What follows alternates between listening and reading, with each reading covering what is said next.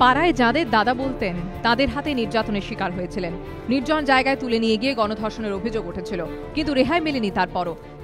মরে যাওয়া দরকার, এই সেই এরকম অনেক কিছু বলতো। লাঞ্ছনা, অপমান, হুমকি, চাপ, অভিযোগ, মামলা প্রত্যাহারের জন্য সবই সহ্য করতে হয়েছিল বিষ্ণুপুরের নির্যাতিতা ও তার পরিবারকে। শেষমেশ নির্যাতনের 2.5 মাসের মাথায় চরম পথ বেছে নেন বছর 22-এর তরুণী। দক্ষিণ 24 পরগনায় এই ঘটনার সঙ্গে উত্তর 24 পরগনার আরেকটি ঘটনার মিল খুঁজে পাচ্ছেন অনেকে।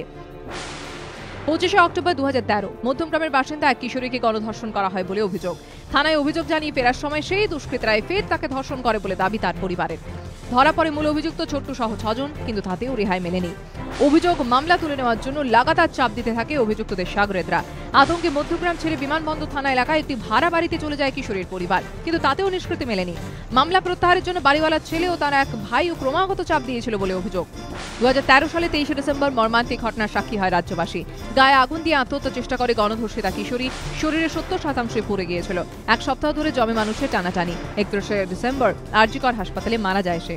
মধ্যগ্রামের এই ঘটনা নিয়ে তোলপাড় হয়েছিল রাজ্য রাজনীতি। সমাজের সর্বস্তরে বইছিল নিন্দার ঝড়। কিন্তু এই 3 বছরের মাথায় পাশের জেলাতে এই ঘটনার পুনরাবৃত্তি। অপমানের জ্বালা সহ্য করতে না পেরে চলে গেলেন বিষ্ণুপুরের নির্যাতিতাও সেই ডিসেম্বরেই। এবিপি আনন্দ।